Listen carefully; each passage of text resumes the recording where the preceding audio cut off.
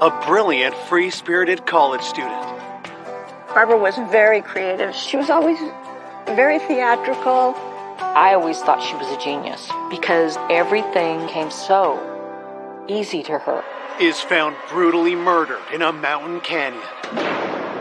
We could see 5 or 6 gunshot wounds. There was some speculations that she had been sexually assaulted. A clue left by the victim leads to surprising suspects. He finds this note addressed to all the Mormon roommates that she was leaving to go be with her people.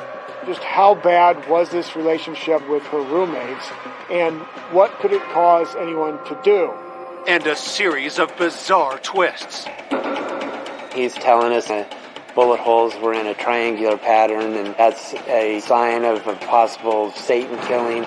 Somebody took her up there into the woods. This was potentially a sacrifice. Until the evidence reveals a killer no one saw coming. There was DNA from the soil that was underneath her body. It was like finding a needle in a haystack, a big haystack. It just didn't seem like somebody who would kill somebody.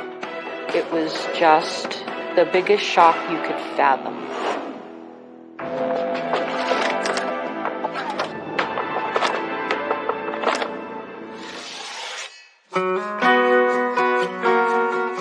Provo, Utah, a small college town in a picture-perfect mountain setting.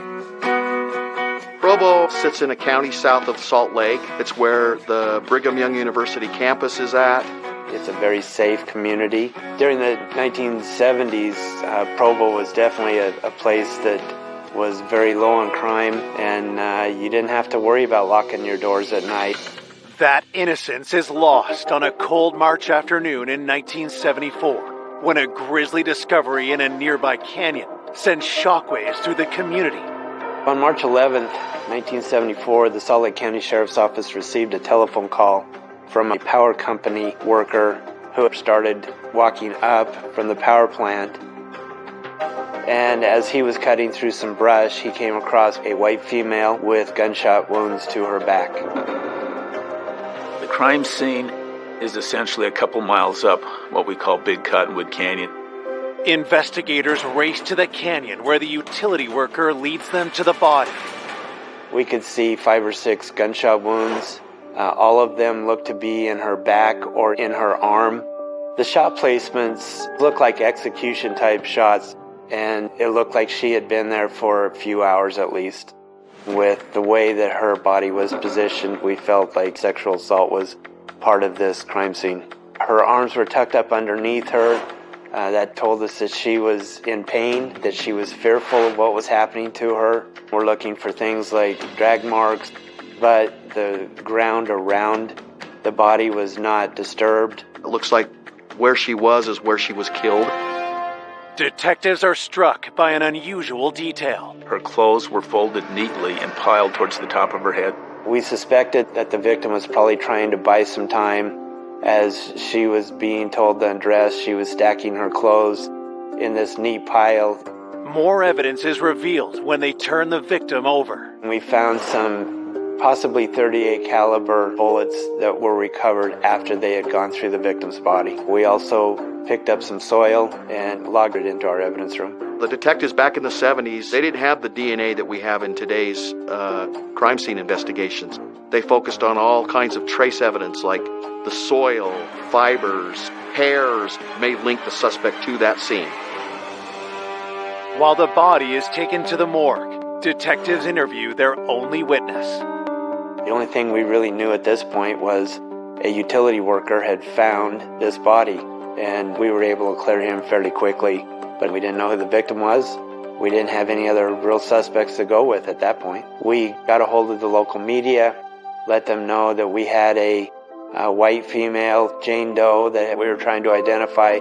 Later that night, we received a telephone call from the Brigham Young University Police Department that they had received a missing person report of a white female earlier that day. The missing person in Provo matched the description of our Jane Doe. The missing person is 22-year-old student Barbara Jean Rocky, but police need a formal identification to be sure she's also their murder victim.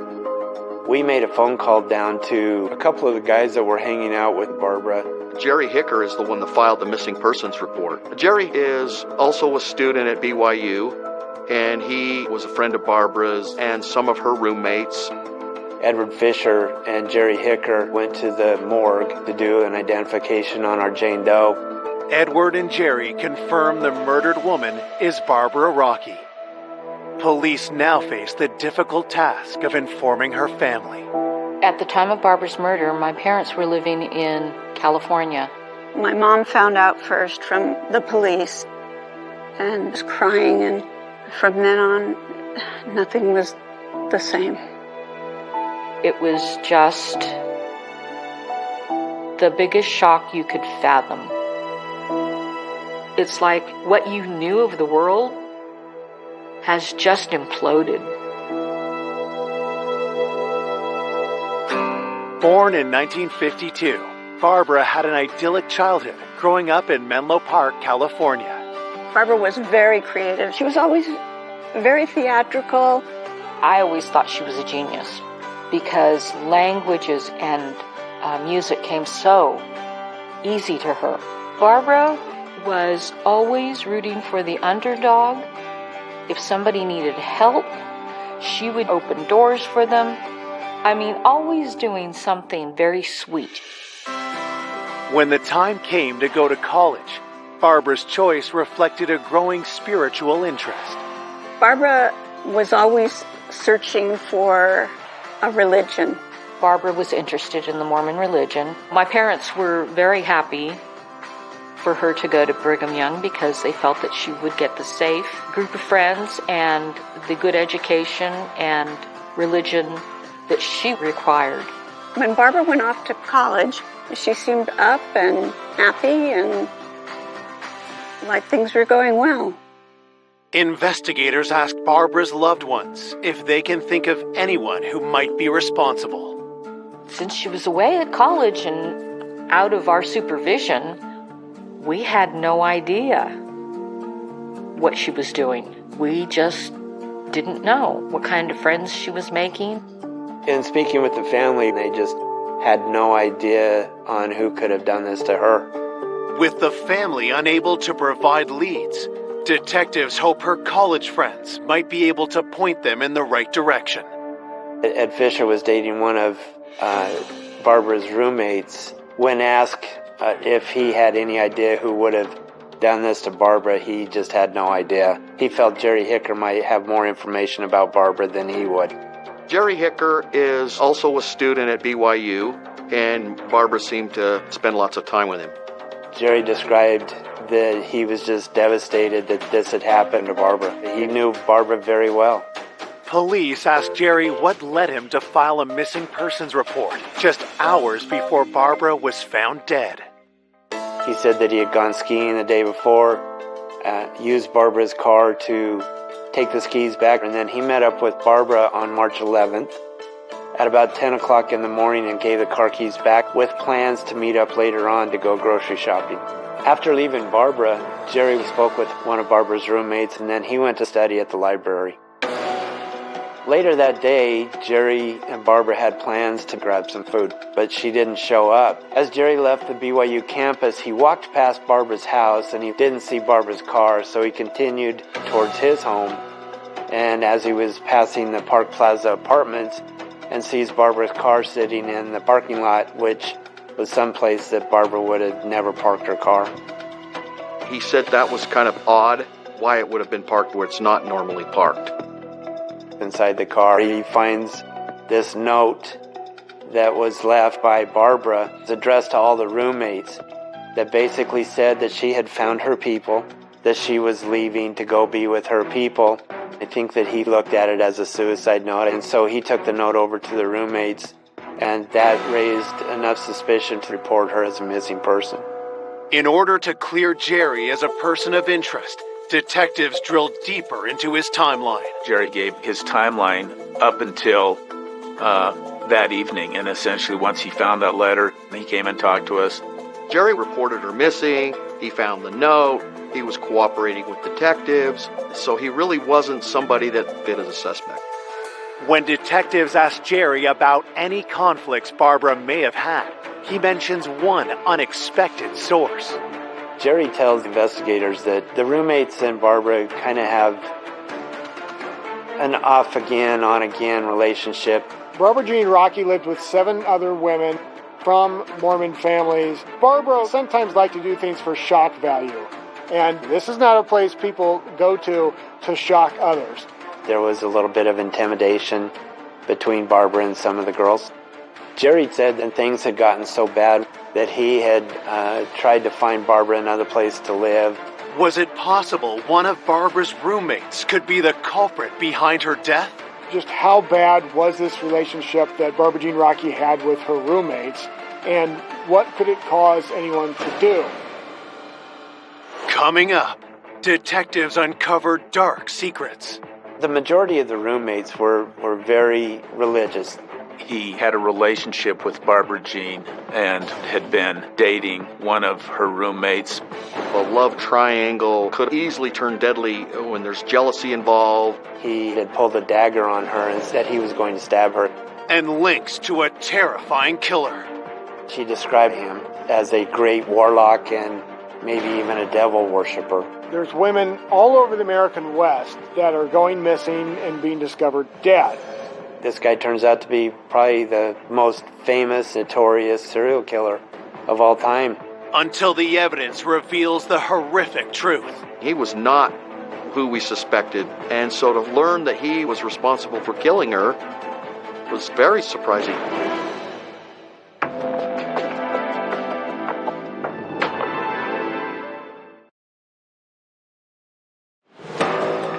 After 22-year-old college student Barbara Rocky is found shot dead, police have discovered she had clashed with her roommates and bring them in separately for questioning. The roommates had only known her since January when Barbara moved into the house, and going to their predominantly Mormon school, Barbara really didn't fit that mold. She was from California and she was more of a free spirit. She was somebody who was very opinionated and was not a conformist. Barbara Jean Rocky's roommates say that she was kind of dating around, not necessarily saving herself from marriage, and it was generally not accepted. The roommates were very religious. They attended church faithfully.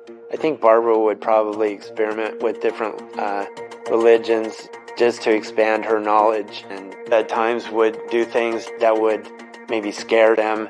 Barbara Jean's roommate said she was kind of into witchcraft, so she was attracted to that lifestyle a little bit. They didn't want to be a part of Barbara's life, so they would keep her at arm's length. Had one of Barbara's roommates lashed out and done something unthinkable? Being more of the typical LDS BYU student, you just wouldn't think that somebody like that could kill somebody, but until you do the leather work on it, you can't clear them. Detectives work to verify the roommates' alibis.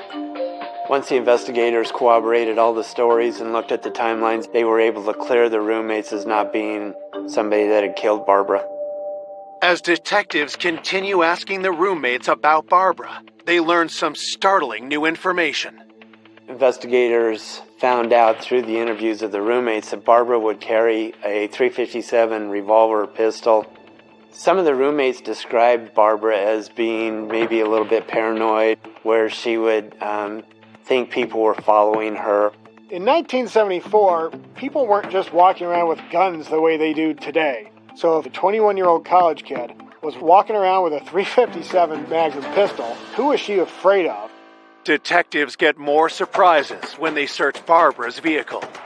When the investigators looked in the rear of the vehicle and they found ammunition and targets, things that you wouldn't expect in a female BYU student's car. Did Barbara feel like she needed to have a gun? Did she practice with the gun? Was somebody after her? We weren't sure what all of that meant at that point.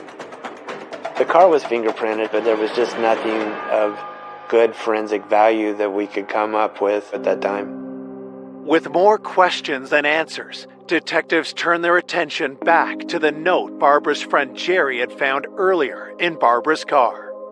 They found a victim, shot multiple times, and then someone else finds this note in her car that says she's leaving to be with her people. And what's the purpose of this? The investigators were wondering if the note was even authored by Barbara, so they do some handwriting analysis on it and send it out to have that done. While detectives await results, the autopsy report comes in. At that time, they came up with 6 bullet hole entrance wounds. The shot in the arm was probably the bullet that killed her because it went back into the chest and hit some vital organs. And the final wounds were when Barbara was turned over and on her stomach, and the entrance wounds were in her back. Being shot in the back is a good indicator that the person is known by the assailant. He doesn't want to see their face when he kills them. At the autopsy, the medical examiner took swabs of both her rectum and her vaginal area to try to preserve any evidence that might be there. The autopsy report indicated no definitive evidence that she had been sexually assaulted. With the autopsy offering no new leads, investigators turn their focus to any romantic relationships Barbara may have had. They were talking with the roommates more about other men that may be in Barbara's life, and they came up with a guy named Richard. They knew that Barbara was very much infatuated with him. She spoke about him all the time, even called him her boyfriend. As police focus on Richard, they make a disturbing discovery. They had asked if Richard had ever been violent towards Barbara, and Barbara had relayed one story that Richard had pulled a dagger on her and said he was going to stab her. This was not the only alarming story Barbara's roommates relayed to detectives. About a month before Barbara was murdered, she reported that her gun was missing, and that raises all kinds of concerns. She reported it to campus police, and then, to my knowledge, she never got that gun back. A .357 revolver would have fit with the potential murder weapon that killed Barbara. She had expressed concern to her roommates that the person that had taken the gun may use that gun on her, and the roommates just kind of dismissed it. But now that Barbara was found shot to death, the roommates were concerned for themselves as well. Having that information, the investigators really wanted to find out who Richard was. At this point, all we have is Richard's first name. He's willing to maybe take a dagger and stab her. We strongly felt that he could have been responsible for her murder.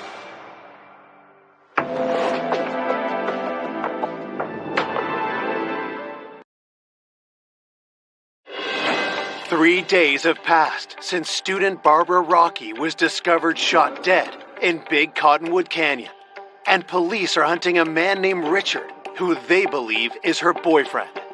This could be the person that killed Barbara, but all we have is Richard's first name, and so we're kind of running into a dead end. With no way to identify their potential prime suspect, detectives catch a lucky break. Out of the blue, a guy named Richard Finder calls into our department and tells us that he knew Barbara Rocky. Richard Finder initiated contact, offering his services to basically try to help them solve this case. First question we had was, is this the Richard that we've been looking for? As investigators prepare to meet with Richard Finder, they learn everything they can about him. We find out that he's in his 30s, and he's a self-proclaimed psychic.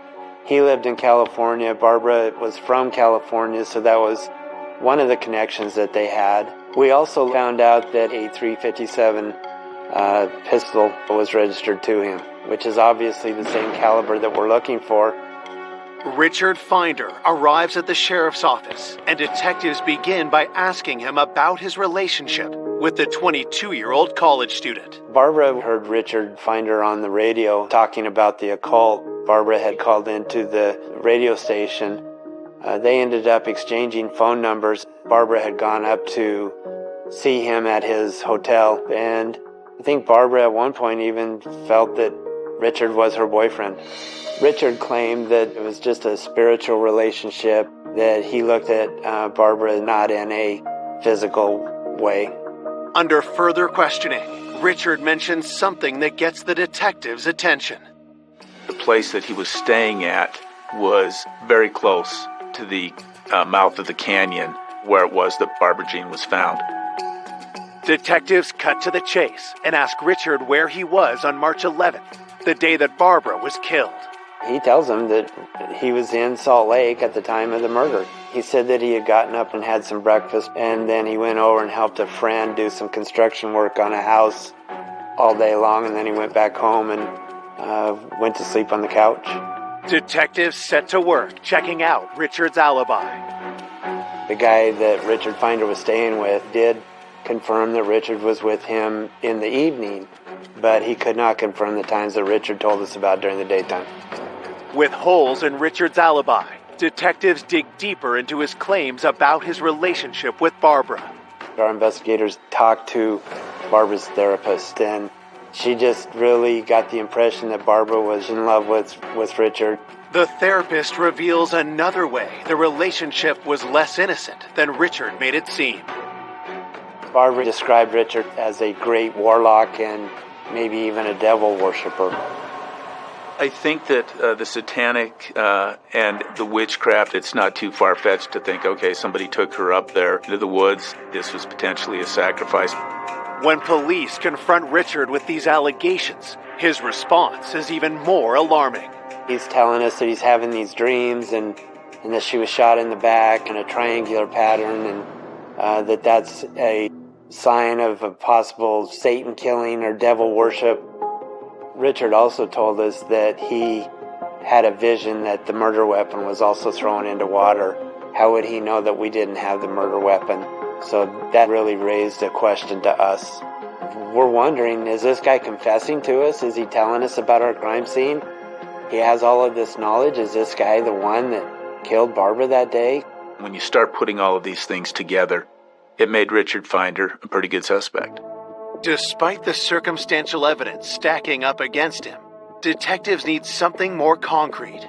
So we collect all of his weapons for ballistic tests with the projectiles that we located from Barbara's body. We received the results from the ballistics test, and they were not a match. And that pretty much blew up most of our case with Richard Finder.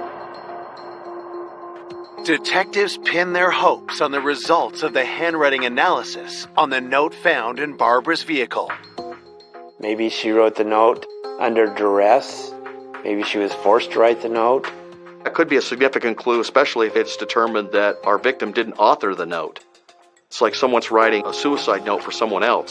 The handwriting analysis came back and it showed that Barbara was the one that had written the note. The letter itself seemed to be a valid letter to her friends, and several people said that's Barbara's handwriting.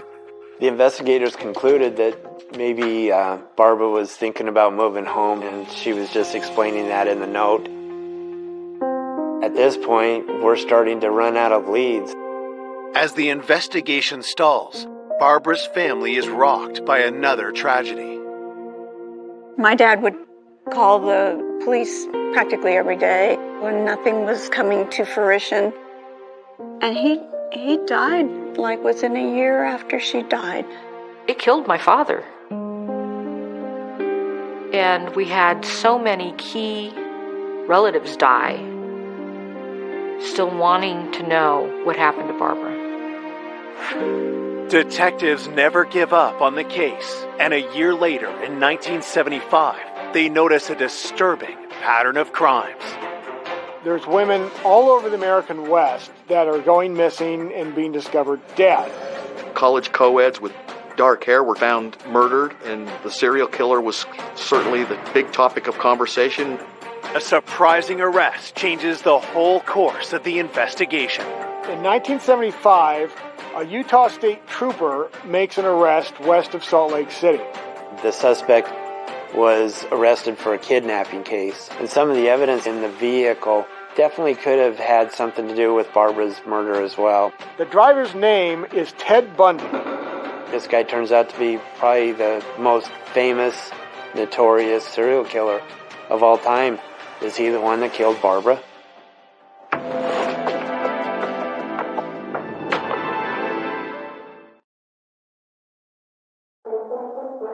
A year and a half after the murder of Barbara Rockey, The investigation is sparked back into life by the arrest of notorious serial killer Ted Bundy.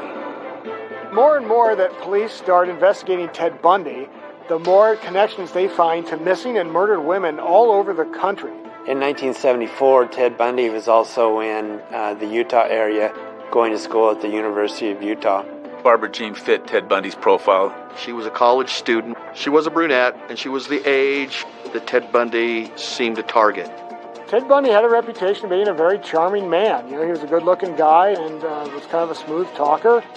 Ted Bundy would act like he was hurt and ask for some assistance from a female, and that would have fit right with the personality of Barbara. She would have helped Ted Bundy if he had approached her. With Barbara fitting the profile of Bundy's victims, detectives connect with the FBI. The investigators were able to get a hold of a timeline that the FBI had prepared, find out what his whereabouts were on March 11, 1974. When the investigators looked at Ted Bundy's timeline, they found that he had an ironclad alibi for that day because he was in Washington committing another murder. With Bundy cleared, the Barbara Rocky investigation grinds to a halt. The investigators had done everything forensically that they could. They had done all the interviews that they could. They had looked at all the suspects that they could, and the case just went cold. Once the case was cold, we pretty much accepted that it was not going to be solved. When a case goes cold, it definitely affects the family every bit as much, if not more, than the investigator. They just want someone to be held accountable for their daughter's death. The case lies unsolved for 30 years, while Barbara's family yearns for answers. The hope and the drive to crack this case someday was powered by losing so many family members that were enraged and wanted justice. So we had nothing to lose by trying. In 2005, Barbara's loved ones make one last push for justice. I asked Mom, I said, "Do you want me to try to open this?" And she said yes, because I need to know before I die. I was a fairly new homicide detective, and my phone rang, and it was one of the family members saying, "Hey, my sister was killed back in 1974. Our mom's getting up in years, and she'd really like to know who killed her daughter." The family would expect us to just do what needs to be done to solve their case, and you can't put a price tag on this level of justice. Digging into the 30-year-old case files, detectives' attention is drawn to one suspect in particular, the self-proclaimed psychic, Richard Finder. I was not convinced that law enforcement had closed the door all the way on Richard Finder. I wanted to look into Richard further because the timeline to me wasn't rock solid, and I wanted to try to look more into the forensic end of it. DNA and the ballistic stuff has come a long ways since 1974. As I'm looking through each piece of evidence, I'm trying to figure out if that would have any forensic benefit to having tested. While evidence from the original crime scene is sent to the crime lab, investigators dig deeper into Richard's version of events. As I started looking at Richard's alibi, I spoke with some of the same people that the investigators had spoke with previously.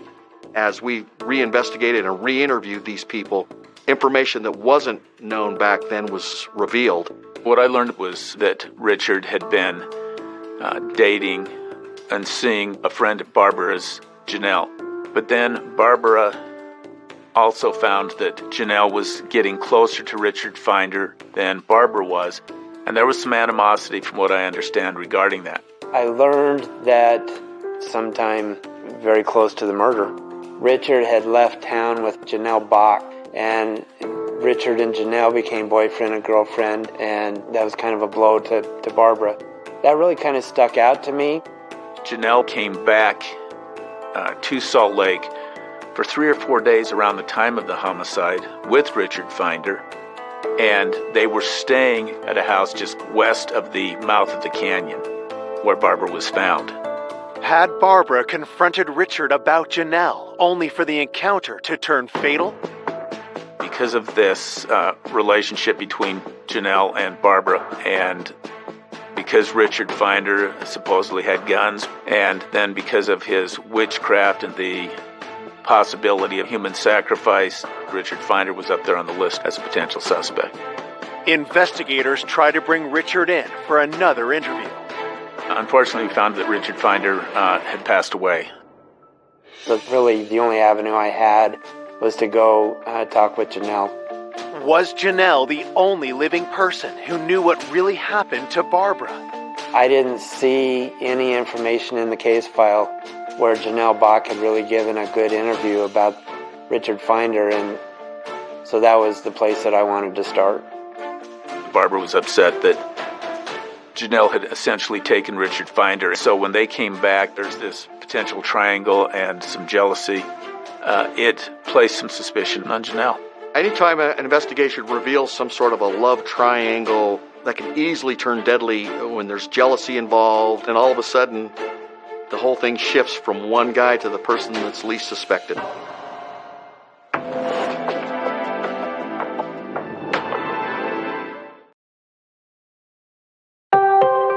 Three decades after Barbara Rockey was found murdered in a Utah canyon, cold case detectives want to speak to Barbara's former roommate, Janelle, who had been dating Richard Finder, the psychic Barbara had fallen in love with. Janelle was looked at because of this triangle and this dispute, and Richard Finder was aware that there was this jealousy. Detectives want to know if either Richard or Janelle had the opportunity to kill Barbara. They were back in Salt Lake for 3 or 4 days on a ski trip during the time of Barbara's demise, but they never went skiing. And they were staying at a place that was close to the crime scene where Barbara was found. Janelle was able to give me a timeline that she was with Richard that day, and the hours that she wasn't coincided with the times from the initial investigation. It was confirmed with others that she was very sick when she came up here. She didn't even leave the house, and she was being taken care of by Richard Finder during the time of the homicide and was not in that area. Janelle Bach was able to give me enough information to make me feel that he definitely was not the killer of Barbara, and she was not a suspect any longer. Undeterred, detectives scour through the files from 1974, looking for details the original investigators may have missed. As I was going through the case file, Jerry Hicker's name kept popping up. So Jerry's early role in the case was he was one of the last people to allegedly have seen Barbara Jean at about 10 o'clock in the morning. He reported her missing, so he really wasn't somebody that they were looking at as having a role in her death. They were really good friends. That came through in the investigation, but I wasn't satisfied about him not being a suspect. Detectives reach out to Barbara's former roommates, asking them about Jerry. Some of the roommates told me that, Jerry just didn't have a lot of friends, and Barbara was accepting of everybody. Jerry just kind of latched on to Barbara, and I think Jerry had more romantic feelings for Barbara than Barbara did for him. I think that the roommates kind of looked at Jerry as basically kind of a stray pet that people were taking care of. He just didn't seem like somebody who would kill somebody. When investigators dig into Jerry's life after Barbara's murder, they make a disturbing discovery. Jerry had been accused of rape in the Provo area after Barbara's murder. When I found that Jerry was arrested for a sexual assault, I want to know, could Jerry have been the one that killed Barbara? Barbara's roommate had been away from Jerry for a long time. In the interviews, I found out that Jerry really had an obsession with guns, and that he helped Barbara find the .357 that she bought. He took her out, showed her how to shoot the .357. Jerry would always tell Barbara about how to load her firearm, leaving one of the cylinders in the revolver empty, and then looking back and seeing that Barbara was shot 5 times. Is that relevant in this case? We actually looked at the Emmy's report, and we couldn't really determine if she had been shot 5 or 6 times. There was the opinion that it was 6, but it could have also been, through the re-entries and fragments, could have been 5. As I'm going through these interviews and I'm listening to what the roommates are telling me, he was a rock-solid suspect at this point. Detectives race to track down Jerry Hicker. I went to Jerry Hicker's house in Washington. I explained to him that I was looking at the Barbara Rocky case. Jerry immediately said, you'll have to talk with my attorney, and that he wasn't going to give me a statement. So at that point, I had nothing else to do but leave. With Jerry refusing to cooperate, investigators must find concrete evidence to link him to Barbara's murder. We wanted to see if, with today's technology, that if there was a sexual assault, that there might be something suitable for DNA testing. I was pretty excited to find that a vaginal and rectal swab had been taken on Barbara, because by now we were utilizing DNA testing, and I thought that I was going to be able to match those up with DNA that we got from whatever suspects were in the case file. Investigators hope that the swab test results will point toward Jerry. They didn't know about DNA in 1974, and they packaged everything in plastic. Because it was packaged in plastic, it ruined any DNA that was in any of the biological material that was taken. I was devastated. I thought I was going to be able to solve that case really quickly, but that's not what happened. Fearing that the case will go cold again without solid evidence, investigators gamble on another way to obtain the evidence they're looking for. I took items that had not been tested yet from the original evidence to our crime lab to have them tested. The original crime scene evidence includes a soil sample from beneath Barbara's body. I was just more or less taking the dirt out to have a sample taken in case some seminal fluid had migrated down into the dirt. There was still the belief, based on the scene and everything, that there was a possibility of a sexual assault. When I got the results of the test, surprisingly, we got a match that there was DNA from the soil that was underneath Barbara's body. After 30 years, had DNA analysis finally identified Barbara's killer?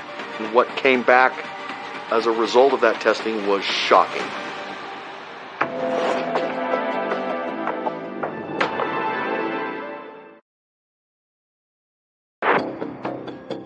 It's been 33 years since student Barbara Rocky was found stripped and shot in Big Cottonwood Canyon, Utah.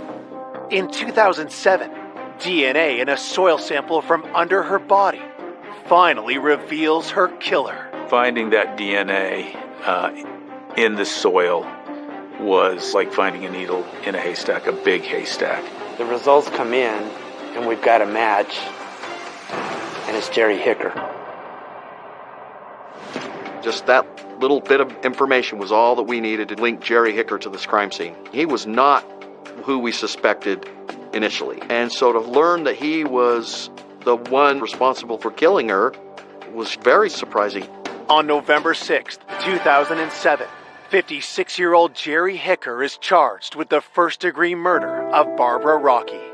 When I first found out that the killer of Barbara was Jerry Hicker, I was surprised because I heard that he was just sort of a guy from next door. It was a shock. I never thought it would be solved. As prosecutors prepare for their day in court, they piece together a theory of how Jerry killed Barbara. So, our belief of what happened was Jerry Hicker knew that Barbara may be leaving, because that next morning, and he was aware of the letter before he brought the car back. I think what tipped him over the edge was he wanted Barbara sexually, and her rejection and her indication of leaving Jerry was more than he could take. Hicker winds up talking Rocky into going up Big Cottonwood Canyon with this scenic view one more time before she leaves. And when they get to this spot, Jerry's trying to put the moves on Barbara, and she doesn't want to have anything to do with Jerry that way. Hicker takes out a gun, and in rage, he tells her to strip down, and she was probably folding the clothes in order to buy herself a little more time. Barbara's pleading for her life. She's just trying to get anything into Jerry's mind to not do this. And then he shot her, apparently while she was standing up. And then she went down, and then he shot her 4 times in the lower back region. After the murder, Jerry tried to cover his tracks. Jerry has to drive back to campus. He gets rid of the gun, and he's trying to come up with alibis. He knows he can't park the car right there at Barbara's house, so he takes it over to the Parkway Plaza apartments, and that's where he decides he's going to use this letter, making her a missing person. This was a young woman who trusted somebody. They're supposed to be going to a nice spot, and instead she's shot and murdered.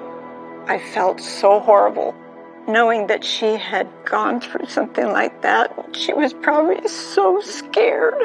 Nobody deserved to die like that. Nobody. I believe that Jerry was being a concerned, loving friend, and that may have put some thoughts in the investigator's mind that there's just no way Jerry could have done this. Beneath his facade just seemed to be rage and anger that he'd been rejected. I think Jerry Hicker was a sexual predator. They got away with a lot of crimes. We were so glad and so grateful that the detectives had worked so hard. It boggled my mind that they could solve it after 34 years. Despite an airtight case against Jerry, his declining health leaves prosecutors with a new dilemma. When I went to arrest Jerry, he had been diagnosed with cancer. He was just the shell of a man. We didn't feel that his lifespan was much of 5 years, if that.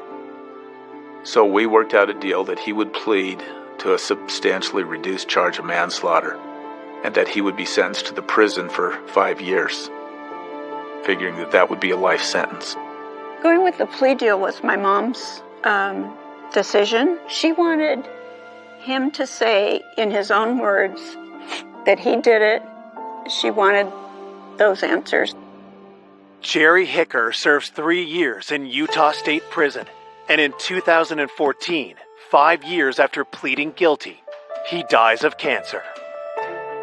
I bet you he had been looking over his shoulders all these years. I felt that his ill health was Barbara's justice. This is somebody that wasted away not only his life, he ruined so many people's lives by his selfish act. Barbara didn't deserve this. She had so much ahead of her, but the family does have some answers. That's the goal in my investigation. I think that in this case, justice was served, and that the family got answers that they would not have otherwise had. The thing I miss most about Barbara was the times that we used to blast Beatles music and sing and dance for hours and just being kids, you know. I remember her then. Barbara was such a giving person. I feel inspired by her ability to give of herself. And I try to emulate that.